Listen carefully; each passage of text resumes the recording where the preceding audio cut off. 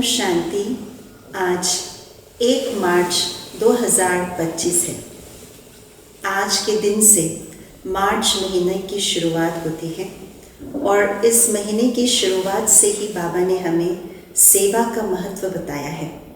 सेवा किस प्रकार से हो, यथार्थ सेवा किसको कहा जाता है, तो आइए जान लेते हैं युक्ति युक्त यथार्थ सेवा क्या है और उसका फल हमें किस रूप में मिलता है। सुनते हैं आज का स्लोगन। युक्ति युक्त व यथार्थ सेवा का प्रत्यक्ष फल है खुशी। एक अव्यक्त मुरली में बाप दादा ने कहा है, युक्ति युक्त का अर्थ होता है श्रेष्ठ और यथार्थ कर्म करना। सेवा और कर्म दोनों में बहुत गहरा संबंध है और हम जो कर्म करते हैं उसको हम सेवा के रूप में भी तब्दील कर सकते हैं, रूप में बदल सकते हैं। चाहे वो सेवा मनसा सेवा हो, वाणी द्वारा सेवा हो, कर्म व संबंध संपर्क के द्वारा सेवा हो, ये सब कर्म के साथ जुड़े हुए हैं। कर्म सिर्फ कर्म करना नहीं है, परंतु संकल्प रचना भी आत्मा के द्वारा किए हुए कर्म ही है।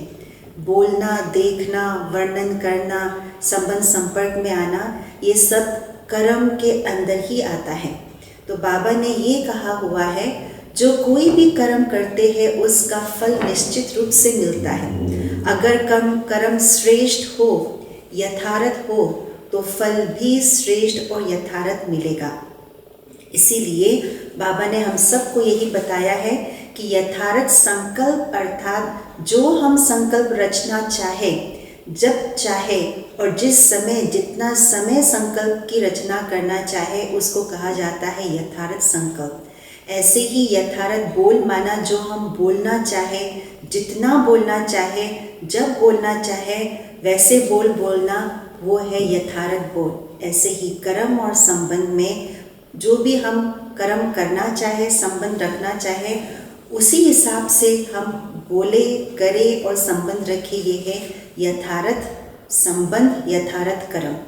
तो जो कर्म हम करते हैं, अगर उसको सेवा के रूप देते हैं, तो यथार्थ सेवा अर्थात बाबा के श्रीमत अनुसार मन वचन कर्म से हम श्रेष्ठ संकल्प, श्रेष्ठ भावना, श्रेष्ठ बोल करके, श्रेष्ठ कर्म करके दूसरों को बाबा का परिचय देते हैं, अपना भाग्य सफल करते हैं, भाग्य जमा करते हैं। वो है युक्ति युक्त यथार्थ सेवा। उस यथार्थ सेवा का फल जो होता है वो है खुशी। खुशी प्रत्यक्ष फल है और बाकी का जो फल है वो भविष्य के लिए जमा हो जाता है।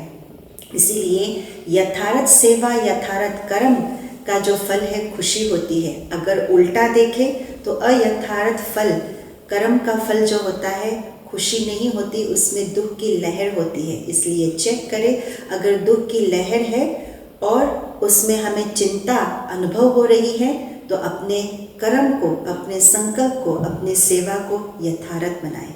ओम शांति।